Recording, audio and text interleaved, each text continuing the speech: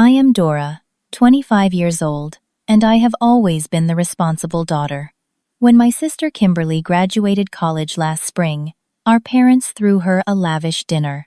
I still remember my mother's smile as she handed my sister those Tesla keys worth $60,000. Then she turned to me and casually mentioned I would need to start paying $1,500 in rent next month.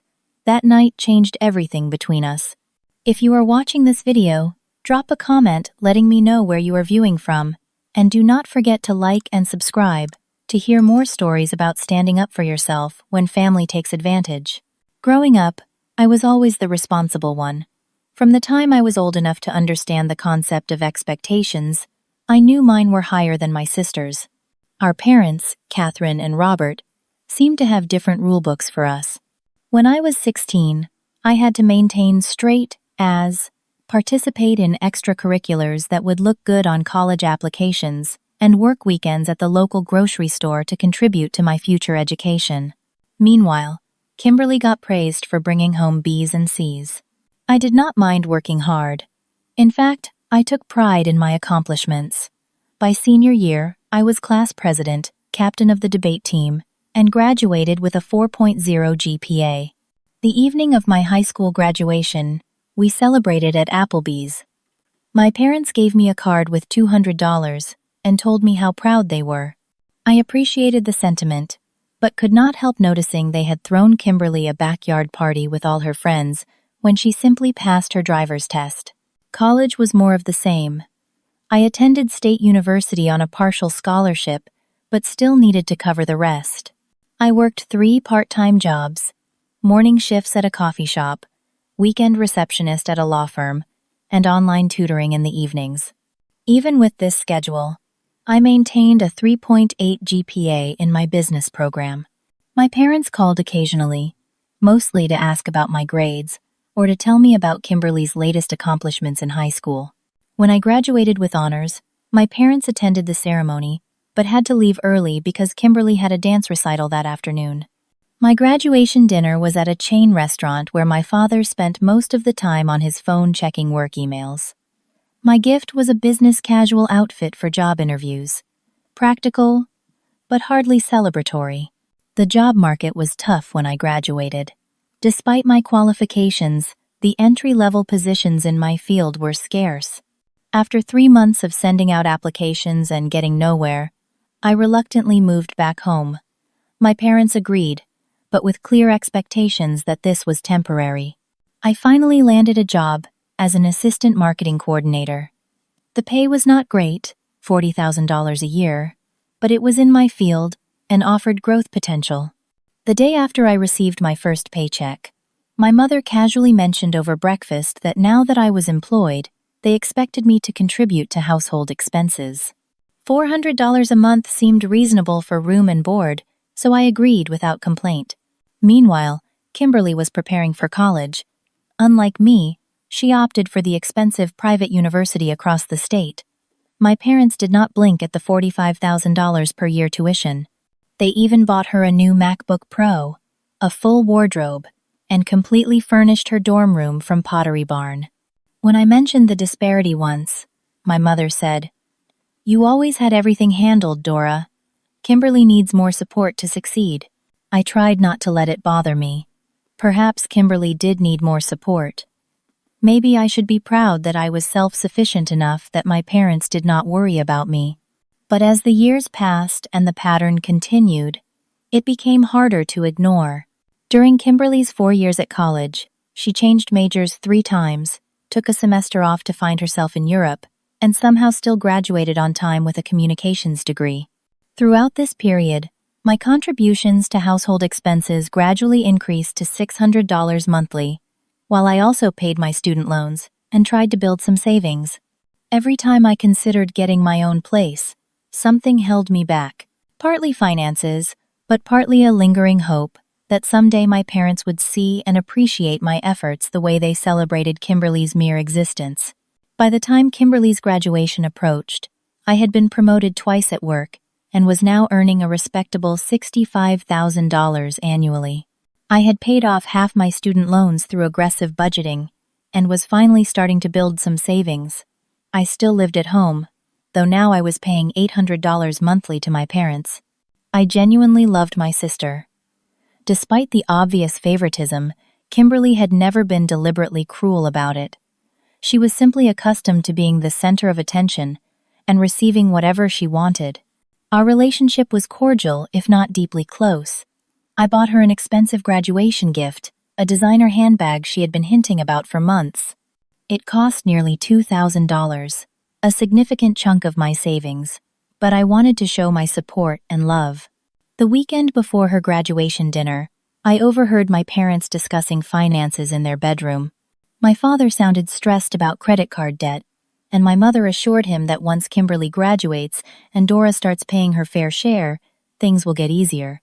The comment unsettled me, but I pushed it aside. Surely they would not expect me to subsidize the family significantly. I was, after all, trying to build my own life. Kimberly's graduation dinner was at Le Beau Jardin, the most expensive restaurant in our city.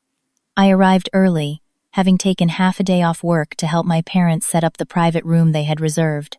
Crystal glasses sparkled under chandeliers, and each place setting featured an elegant gift bag except for mine. I noticed but said nothing. As family and friends arrived, I played the role of supportive sister perfectly. I took photos, directed guests to the gift table, and made sure everyone had drinks. My sister arrived last, making her entrance in a new dress I had not seen before. My parents beamed with pride. "Our daughter, the college graduate," my father announced, raising his glass. Everyone cheered. I smiled and clapped along with the others, genuinely happy for Kimberly, despite the nagging voice in my head reminding me that my own graduation had warranted no such celebration. Dinner was a lavish affair, multiple courses of gourmet food accompanied by expensive wine. I calculated the cost in my head as the evening progressed, estimating that my parents must be spending at least $5,000 on this single meal. I thought about the second job I had taken during college just to afford textbooks, but pushed the thought away. This was Kimberly's night. When dessert arrived, my mother stood up and clinked her glass for attention. The room quieted as she began an emotional speech about how proud she was of Kimberly's achievement. "Your father and I wanted to give you something special to mark this occasion," she said, reaching into her purse. "Something that represents the bright future ahead of you." She pulled out a small box and handed it to Kimberly. My sister opened it with theatrical slowness, then screamed with delight. She held up a key fob with the distinctive Tesla logo. "Are you serious right now?" Kimberly shrieked, jumping from her chair. My father nodded, grinning. "It is parked outside, the blue Model Y you have been eyeing." The room erupted in excited chatter as Kimberly ran to the window. Sure enough, a brand new Tesla with a giant bow sat in the parking lot. $60,000, minimum. My brain automatically calculated. Probably closer to 70 with the additions my sister would have wanted. I felt like I was underwater, sounds muffled around me. I remembered receiving a $100 gas card for my graduation, which my father had reminded me was practical since you will be commuting to job interviews. As guests rushed outside to admire the vehicle, I remained seated, trying to process what was happening. My mother returned to the table and sat beside me. I expected perhaps an acknowledgement of the disparity, maybe even an explanation. Instead, she placed her hand on mine and smiled. "Dora, your father and I have been meaning to talk to you about your living situation," she began. My stomach tightened. "Now that you have been at your job for 3 years with good promotions, we think it is time you contribute more substantially to the household." I blinked, trying to follow her logic. "More than the $800 I already pay? Starting next month, we would like $1,500 for rent," she said casually, as if discussing the weather. "It is still below market rate for the area, and you do have the entire finished basement to yourself." I stared at her, waiting for more explanation. None came. Outside, I could hear Kimberly revving the Tesla's motor to appreciative oohs and ahs. "You just spent $60,000 on a car for Kimberly," I said slowly, "and now you are asking me to nearly double my rent?" My mother's expression hardened slightly. "Those two things are not related, Dora. Your sister just graduated. This is her gift. You have been working for years. It is time you paid your fair share. Fair share, I repeated. The phrase echoed in my head, along with the conversation I had overheard about finances. Suddenly, the picture became clearer. Before I could respond, she patted my hand and stood up. We can discuss the details tomorrow. Let us not spoil Kimberly's special day. She walked away to rejoin the celebration outside, leaving me alone at the table. I sat there for several minutes, surrounded by empty plates and half-finished glasses of champagne. The contrast could not have been more stark. A $60,000 car versus a $1,500 rent bill. A celebration versus an expectation. A gift versus a burden. The drive home was tense. Kimberly followed in her new Tesla, honking playfully at every stoplight. My parents chatted excitedly about the features of the car and how impressed everyone had been. Not once did they mention our earlier conversation about rent. Not once did they seem to notice my silence. As we pulled into the driveway, Kimberly rushed inside to call her friends. My parents lingered in the front yard, admiring the Tesla under the streetlights. It really is a beautiful car, my father said proudly. Our baby girl deserves the best. I walked past them without comment and went straight to my basement bedroom, closing the door quietly behind me. As I sat on my bed, the reality of the situation washed over me. I was not a daughter to them. Not really. I was a tenant, perhaps even a source of income to fund Kimberly's lifestyle. For the first time, I allowed myself to feel the full weight of the injustice, and with that recognition came a decision I had been avoiding for far too long. I did not sleep that night. As the sounds of celebration continued upstairs, with Kimberly showing off her Tesla keys to friends who had come over after dinner, I sat in my basement bedroom with a notepad, calculator, and laptop, reassessing my entire life. First, I reviewed my finances. My current salary was $65,000 gross, about $48,000 after taxes.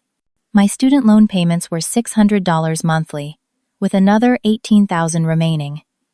I had managed to save $22,000 over 3 years, being extremely frugal. My car was paid off but aging, likely needing repairs soon. If I started paying $1,500 monthly to my parents, that would be $18,000 per year, more than a third of my take-home pay. Add in student loans, car insurance, health insurance, food, and basic necessities, and I would be left with virtually nothing to save. I would be working full-time just to subsidize my parents' household while they bought luxury vehicles for my sister. The more I thought about it, the more I realized this had been the dynamic my entire life. I was the responsible one, the one who worked hard and asked for little. Kimberly was the one who received. The question was, why had I accepted this for so long? Opening my laptop, I started searching for apartments in my area. Most one-bedrooms were around $1,300 to $1,500 monthly, not much different from what my parents now expected me to pay for a basement room in their house. A few studio apartments were more affordable, around $1,100. One listing caught my eye, a small but renovated studio downtown for $950 per month, utilities included. The location would add 10 minutes to my commute, but was walking distance to several restaurants and a park. I emailed the landlord immediately, asking if the unit was still available and if I could view it the next day. Then I texted my friend Amanda, who had been telling me for years that my family situation was unhealthy. You were right, I wrote. I need to get out. Can I possibly crash with you for a few days while I sort out an apartment? Amanda responded immediately.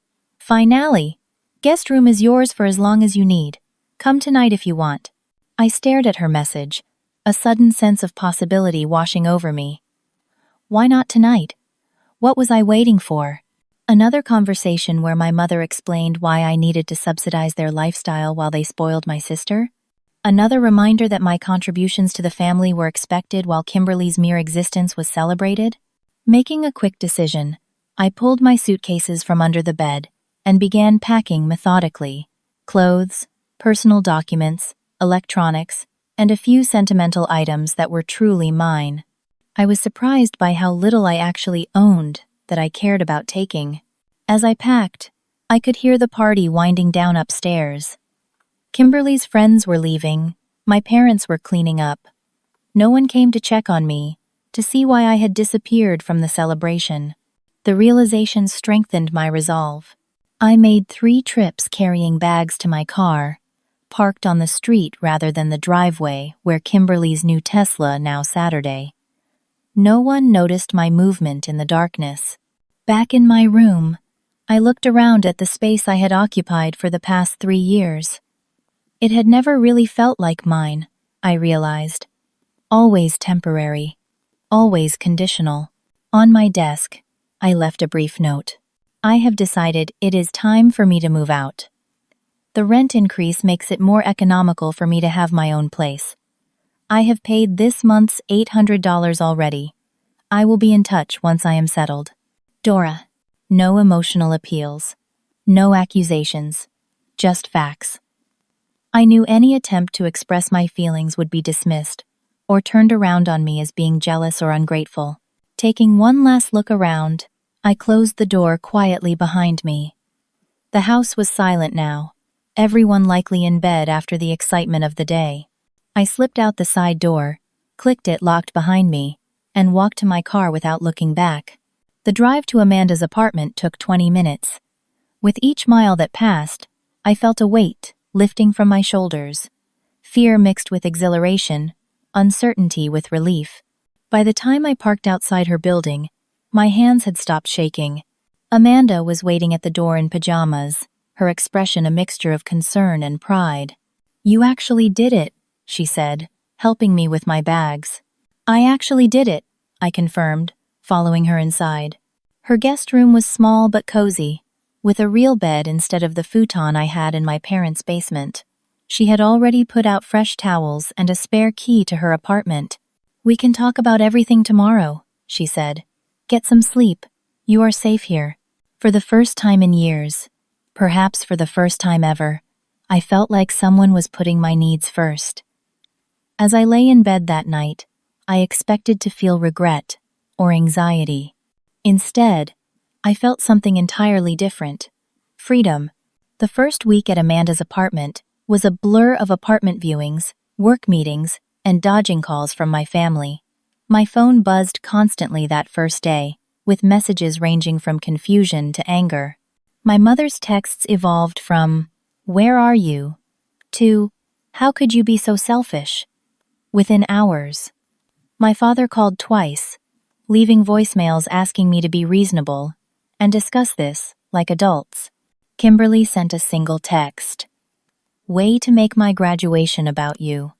Again. I responded to none of them. Amanda had advised me to take a complete break to clear my head before engaging with them again, and her advice resonated with what I needed. Instead, I focused on securing the studio apartment I had found online. The landlord, an elderly woman named Beatrice, showed me the unit the day after I left home. It was indeed small, just 400 square feet, but cleverly designed to maximize the space. A Murphy bed folded into the wall during the day, creating a living area. The kitchenette was minimal but functional, and the bathroom had been recently updated. The best feature was a large window that overlooked a small community garden. "It is not much," Beatrice acknowledged, "but it is quiet, clean, and all yours. All mine." The phrase struck me profoundly. I signed the lease that day, putting down my first month's rent and security deposit. I could move in immediately. Furnishing the apartment was an exercise in budgeting and creativity.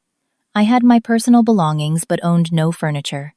Amanda helped me scour thrift stores and online marketplaces for affordable pieces.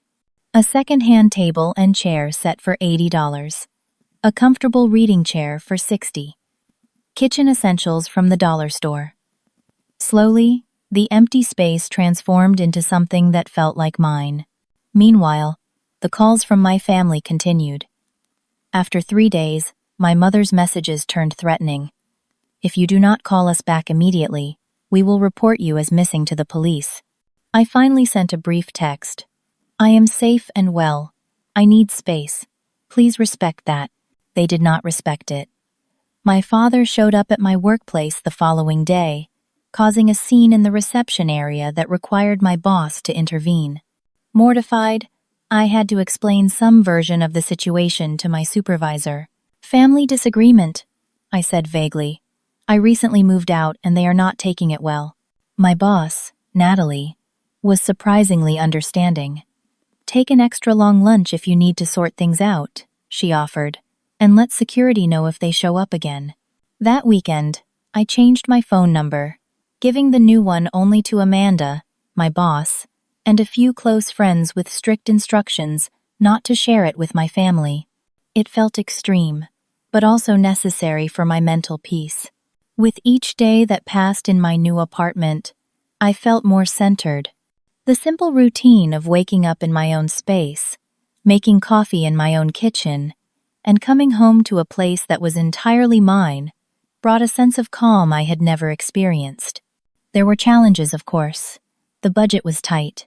After rent, loans, and basic living expenses, I had little left over for extras. But the freedom was worth every sacrifice. 2 weeks after moving out, I met my neighbor across the hall, Heather, a graphic designer who worked remotely. She invited me over for coffee, and we discovered a shared love of old movies and hiking. It was refreshing to form a friendship based on common interests rather than obligation or history. "I moved here after leaving a bad relationship," Heather told me over our second coffee date. "Best decision I ever made. Sometimes you have to put yourself first to figure out who you really are." Her words resonated deeply. Who was I, outside of being the responsible daughter, the one who always did what was expected? I was only beginning to discover the answer. At work, freed from the constant stress of my family situation, my performance improved. Natalie noticed and assigned me to lead a new project with a major client.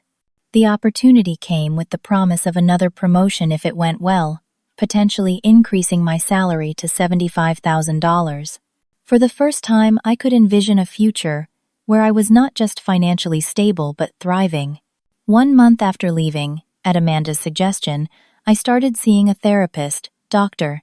Eleanor specialized in family dynamics and helped me understand that what I had experienced was a common pattern in families with unequal treatment of children. "You were assigned the role of the responsible one, the caretaker, from an early age," she explained during our second session. "Your sister was assigned the role of the one who needed care. Neither of you chose these roles, but you both played them out." "Why would my parents do that?" I asked, genuinely confused.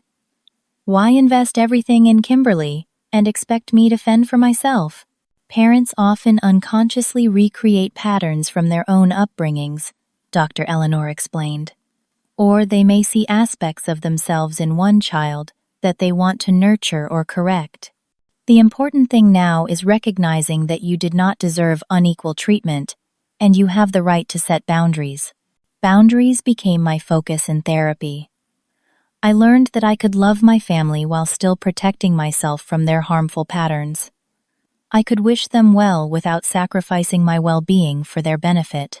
These were revolutionary concepts for someone who had been raised to believe that family obligation trumped all personal needs. By the end of my second month on my own, I had settled into a routine that felt sustainable. My apartment, though small, had become a sanctuary decorated with plants and artwork that reflected my personal taste. I had joined a local hiking group through Heather and made several new acquaintances who knew nothing about my family drama. I was excelling at work, saving money again, and sleeping better than I had in years. Then came the weekend of 29 missed calls, and everything changed again. The initial weeks after my departure seemed to confirm that I had made the right decision. My parents' messages showed more concern for the inconvenience I had caused them than for my well-being. My mother's texts oscillated between guilt trips, "After all we have done for you," and demands, "You need to return home immediately and discuss this like an adult." My father, who had always been more passive in family conflicts, mostly echoed my mother's sentiments, while occasionally attempting a more conciliatory tone. Through Amanda, who still had contact with my family, I learned that my parents had told relatives and family friends that I was going through a phase or having a quarter-life crisis. They framed my departure as an act of rebellion rather than a response to years of unequal treatment. This narrative served two purposes. It absolved them of any responsibility, and it positioned me as unstable and unreasonable. About 3 weeks after I left, the tactics changed. My mother began sending longer, more emotional messages through Amanda. "Tell Dora we miss her and just want to talk. The house feels empty without her." These appeals were harder to dismiss than the angry demands, but Dr. Eleanor helped me recognize them as another form of manipulation. "Notice that there is still no acknowledgement of your feelings or the issues that caused you to leave," she pointed out during one of our sessions. True reconciliation starts with recognition. Around the 1-month mark, my family began involving extended relatives in their efforts to reach me. My Aunt Margaret, my mother's sister who I had always been close to, called Amanda repeatedly until she reluctantly passed along the message that Margaret wanted to see me. I agreed to meet her for lunch at a cafe far from my new apartment. The meeting started warmly, but quickly revealed its true purpose. "Your mother is beside herself," Margaret said after our initial greetings. "She cannot understand why you would just abandon your family like this. Did she tell you about the $1,500 rent demand right after giving Kimberly a Tesla?" I asked. Margaret looked uncomfortable. "Well, you do have a good job now, and parents have the right to ask adult children to contribute to the household. $800 was my contribution. $1,500 was subsidizing Kimberly's car," I replied. The conversation deteriorated from there, with Margaret ultimately admitting she had promised my mother she would find out where I was living. I left without finishing my meal or providing any information about my new home. The following week, Margaret showed up at my workplace, causing another uncomfortable scene. This time, Natalie was less understanding. "You need to resolve whatever this is," she said firmly. "I cannot have family drama disrupting the office." That evening, I called my father's cell phone, the first direct contact I had initiated since leaving. He answered immediately, his voice a mixture of relief and caution. "Dora, are you okay?"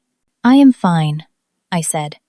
"But I need you and Mom to stop sending people to my workplace. It is affecting my job. We would not have to resort to such measures if you would just talk to us," he responded, a defensive edge creeping into his tone. "Your mother is worried sick. I am not having this conversation right now. Just stop contacting my workplace. I will reach out when I am ready." I hung up before he could respond. It was a small assertion of boundary, but it felt significant. The next revelation came through Heather, who had become a close friend. She had run into Kimberly at a local coffee shop and, not knowing our connection, had struck up a conversation when Kimberly admired her laptop stickers. Somehow, the topic of jobs had come up. She mentioned she recently lost her marketing position and moved back home, Heather reported. Said the company had unexpected layoffs. She seemed pretty down about it. This information shifted something in my understanding of the situation. If Kimberly was unemployed and living at home, my parents' household income had decreased significantly while their expenses had increased. The timing aligned perfectly with their sudden demand for more rent from me. Through careful questioning of Amanda, who still followed family social media, I learned more. The Tesla had been in an accident just 2 weeks after graduation. Kimberly had been unharmed, but the car had sustained significant damage. Worse, it turned out my sister had failed to get proper insurance coverage, leaving my parents to cover the $5,000 deductible for repairs. Additionally, Amanda discovered through mutual friends that my father's small accounting firm was struggling. He had lost 2 major clients in recent months and had to let go of an employee. The financial picture was becoming clearer, and it was not pretty. 6 weeks after my departure, the situation escalated again when my mother somehow obtained my work email address and began sending daily messages. Most were emotional appeals, but some contained concerning information. Your father's blood pressure is through the roof because of the stress you have caused, one read. Is this how you repay us for everything we have done for you? I did not respond, but I did forward her emails to my personal account, creating a record of the communication on Dr. Eleanor's advice. Document everything, she had suggested. It helps maintain clarity when emotions get overwhelming. The real shock came 2 months after I had left. Amanda called me, sounding upset. I just ran into your Aunt Margaret at the grocery store, she said. Dora, they are telling people you had some kind of mental breakdown. They are saying you became paranoid and delusional, and that is why you left. Margaret asked if I had noticed any concerning behaviors from you. The revelation left me speechless. It was one thing for my parents to be angry or hurt by my departure, but to actively spread lies about my mental health was a new low. It was a calculated attempt to discredit me, to ensure that if I ever spoke about the real reasons for leaving, no one would believe me. That weekend, I took a significant step in reclaiming my narrative. I wrote a calm, factual email to several family members and close family friends, explaining my decision to move out and addressing the rumors about my mental health. I am well and thriving in my new independent life, I wrote. My decision to leave was based on financial considerations and a desire for independence at 25, both perfectly normal adult choices. I am saddened to hear that alternative explanations for my departure are being circulated. The responses were illuminating. Several relatives expressed surprise at the version of events they had been told. A few offered support and understanding. Others maintained loyalty to my parents' narrative. The family had begun to polarize around the situation, which was painful but also clarifying. Nearly 3 months after I had left, things came to a head. Over a single weekend, my phone registered 29 missed calls from various family members, including numbers I did not recognize. Something had clearly happened. I learned through Amanda that my parents had called an emergency family meeting to discuss the Dora situation. Whatever was said at that meeting had mobilized the entire extended family to try to reach me. I did not return any of the calls, but I knew a confrontation was now inevitable. The question was no longer if, but when and on whose terms. The answer came the very next day, when my mother showed up unannounced at my apartment building. I never did figure out how my mother found my new address. Perhaps she had hired someone, or maybe a well-meaning relative had discovered it and passed it along. Regardless, on a Monday evening exactly 3 months after I had left home, I returned from work to find her sitting in the lobby of my apartment building. My first instinct was to turn around and leave, to avoid the confrontation altogether. But something stopped me, a voice that sounded remarkably like Dr. Eleanor's. Avoidance prolongs the problem. Sometimes you have to walk through the fire to reach the other side. I approached slowly, my heart pounding. My mother looked smaller somehow, her usually perfect appearance slightly disheveled. When she saw me, she stood quickly, smoothing her skirt with nervous hands. Dora, she said, her voice catching. Finally. How did you find me? I asked, keeping my distance. Does it matter? I am your mother. Did you really think I would just let you disappear from our lives? There was so much to unpack in that statement, so many assumptions about ownership and rights, but the lobby of my building was not the place for that conversation. We can talk in my apartment, I said, leading her to the elevator. Briefly, the ride to the 4th floor was silent and tense. As we walked down the hallway, I saw her taking in the worn carpet, the scuffed walls, the distinct lack of luxury. Her expression was a mixture of disdain and concern that made my stomach clench. Opening my door, I gestured her inside. My studio was clean and organized, but undeniably small. Every square inch had been carefully considered and utilized. It was nothing like the spacious home where I had grown up, but it was mine, paid for with my own money, decorated to my own taste. My mother stood in the center of the room, looking around with an expression I could not quite read. Pity? Judgment? Shock?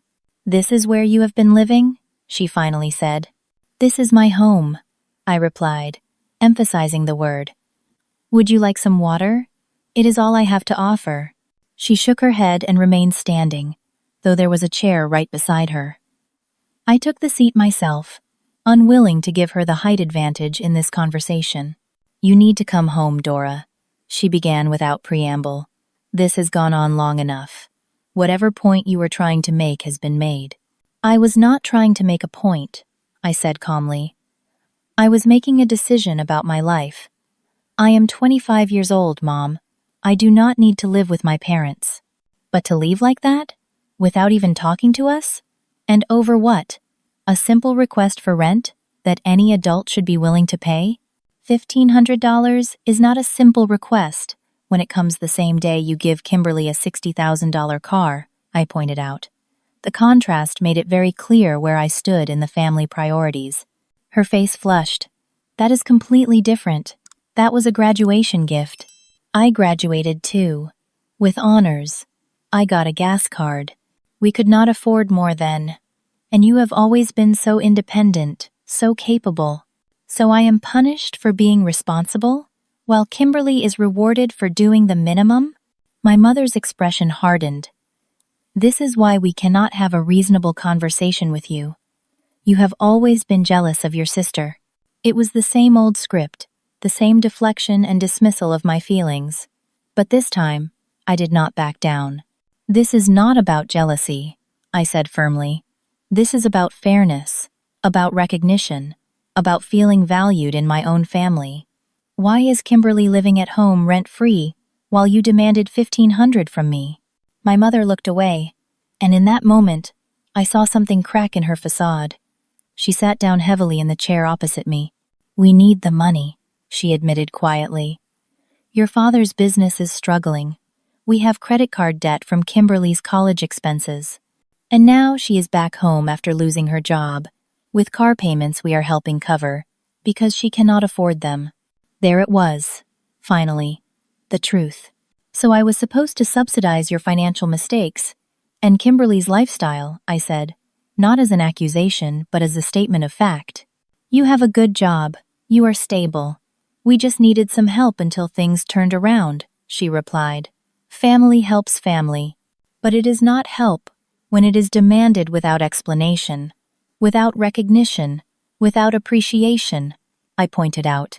It is exploitation. She flinched at the word. That is a terrible thing to say to your mother. It is a terrible thing to realize about your parents, I countered. Did you ever consider asking me for help directly, explaining the situation and requesting assistance temporarily? Instead, you disguised it as rent and made me feel like a burden in my own family home while celebrating Kimberly. The silence that followed was heavy with unspoken truths. My mother stared at her hands, twisting her wedding ring around her finger. How bad are the finances? I finally asked. She looked up, surprised by the question. Bad, she admitted. The Tesla repairs cost $5,000 that we did not have because Kimberly did not get the right insurance. Your father lost his two biggest clients last year. We have been using credit cards to maintain appearances. The Truth Island. She hesitated, then continued. We were counting on your rent increase to help make the minimum payments. The revelation should have made me angry, but instead I felt a strange sense of calm. The puzzle pieces were finally coming together. My parents' behavior had not been about loving Kimberly more, at least not entirely. It had been about financial desperation and poor planning colliding with pride and entitlement. I cannot fix this for you, I said gently but firmly. I cannot move back home and pay $1,500 in rent to solve problems I did not create. Then, what was the point of all the sacrifices we made for you? She asked, anger flaring again. The education? The opportunities? Children are supposed to take care of their parents eventually. I would have helped if you had asked honestly, I told her. But not like this. Not by being manipulated and made to feel less valuable than Kimberly. My mother stood abruptly. I can see this was a mistake. You clearly do not care what happens to your family. As she moved toward the door, I remained seated. I do care, I said quietly. But I also care what happens to me. For the first time in my life, I am putting myself first, and I will not apologize for that. She paused with her hand on the doorknob, not looking back. Your father's birthday is next Sunday. He would want you there. It was not quite an olive branch, but it was something. An acknowledgement, perhaps, that the door was not completely closed between us. I will think about it, I replied. After she left, I sat alone in my tiny apartment, feeling strangely empowered. The confrontation I had feared for months had finally happened, and I had remained true to myself. I had not capitulated, had not agreed to rescue them from their financial mess, but I had also not severed the relationship completely. It was a delicate balance, one I was just learning to maintain. That night, I called Dr. Eleanor and recounted the conversation. You set a boundary, and held it even under pressure, she noted with approval. That is significant progress. But I still feel guilty, I admitted. They are in financial trouble, and I do have savings.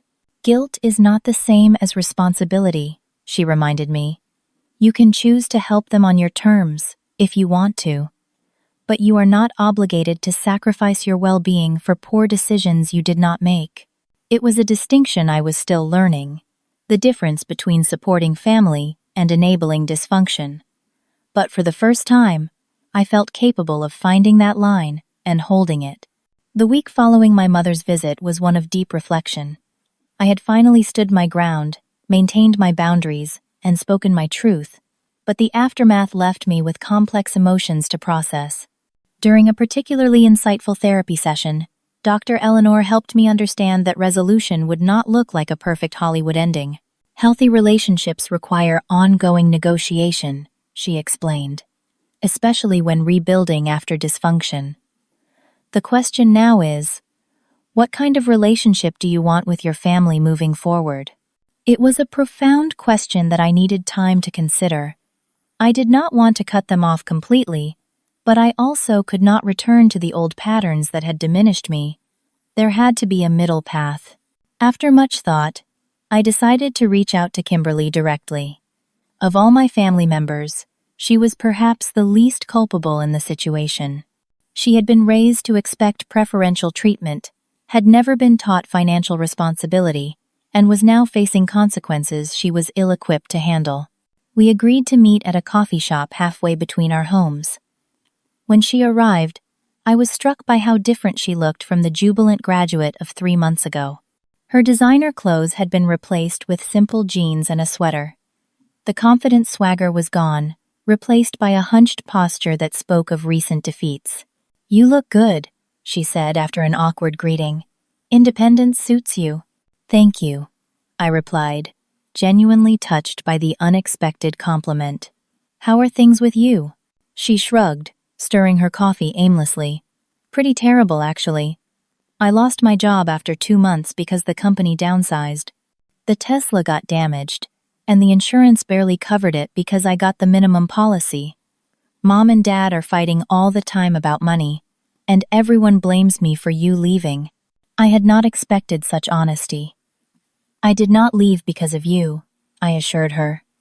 I left because I needed to establish my own life, and because the disparity in how we were treated became too obvious to ignore. Kimberly was quiet for a moment. I always knew they favored me, she finally admitted. I just did not think about what that meant for you. It was easier not to question it. It was not your fault, I said. You did not create the dynamic. No, but I benefited from it. She looked up, meeting my eyes directly. I am sorry, Dora.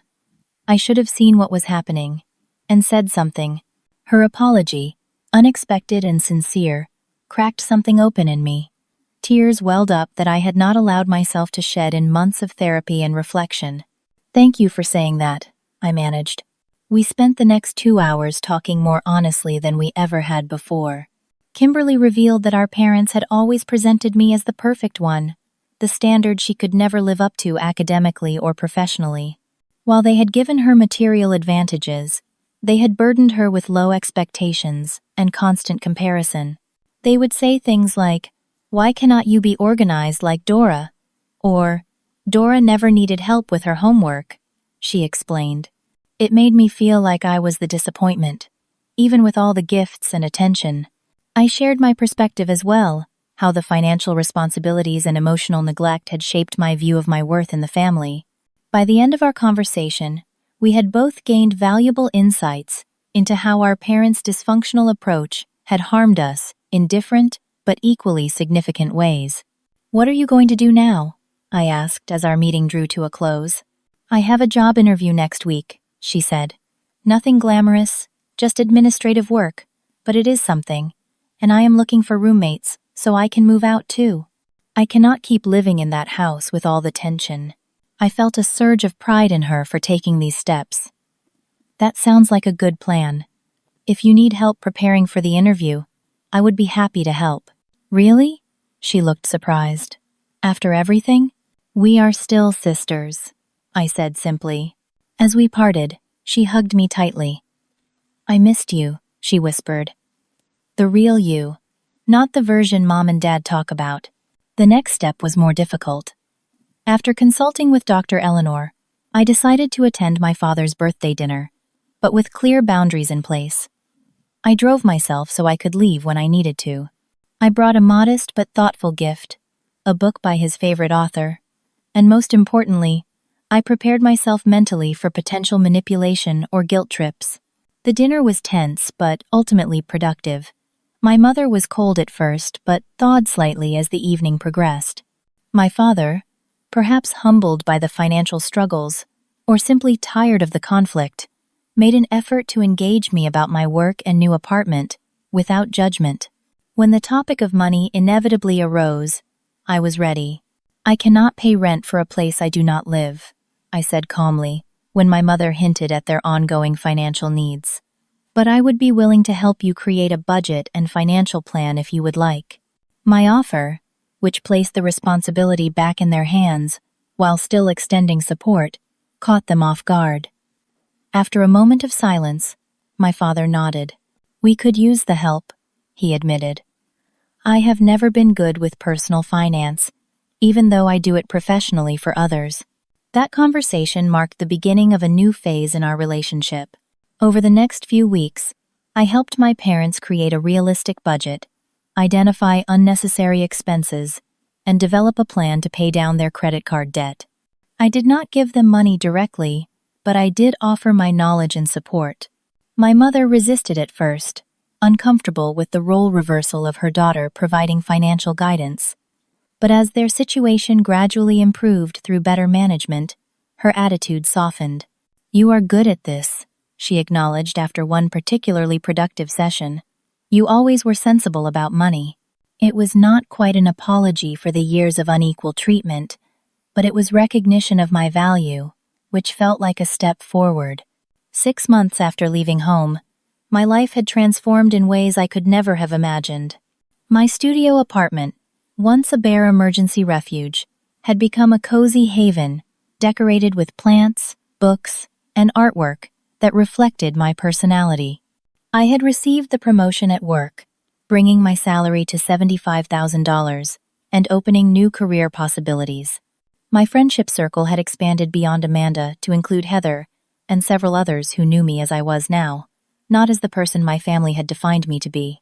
Most significantly, I had developed a sense of self-worth, independent of external validation. Through therapy and experience, I had learned that my value did not depend on how much I gave, how responsible I was, or how well I met others' expectations. I was worthy of love and respect simply because I existed, a concept that would have seemed foreign to me just months earlier. My relationship with my family continued to evolve. There were still difficult moments, misunderstandings, and occasional attempts to pull me back into old patterns.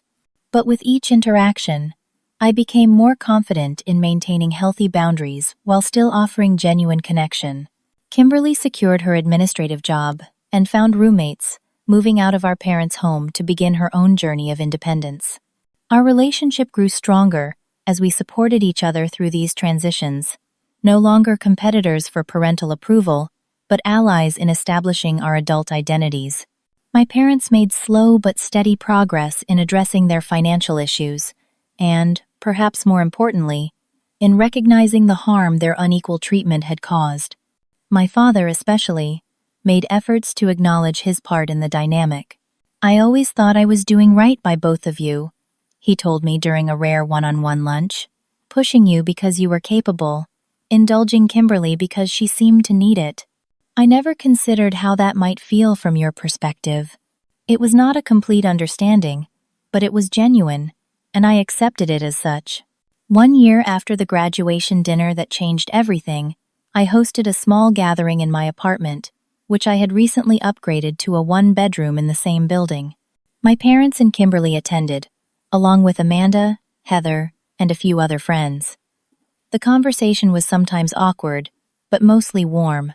As I looked around at this diverse group of people who had played different roles in my journey, I felt a profound sense of gratitude. I had learned that family is not just about blood relations or shared history. It is about mutual respect, genuine support, and the freedom to be your authentic self. Sometimes that means creating distance, setting boundaries, or walking away completely. Other times it means rebuilding on healthier foundations. The journey is rarely linear or complete. There are still days when old insecurities surface, when I question my decisions, or feel the pull of familial expectations. But those moments no longer define me or determine my choices. I have discovered that standing up for yourself is not a single act of courage, but a daily practice of self-respect. If there is one lesson I would share from my experience, it is this: your worth is not measured by what you give or what you receive. It is intrinsic, unchangeable, and entirely yours.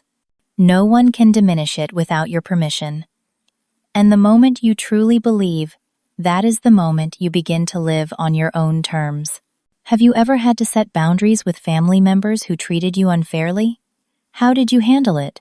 Share your experiences in the comments below. And if this story resonated with you, please like, subscribe, and share it with someone who might need to hear that it is okay to prioritize their own well-being. Thank you for listening to my journey, and remember that it is never too late to create the life you deserve.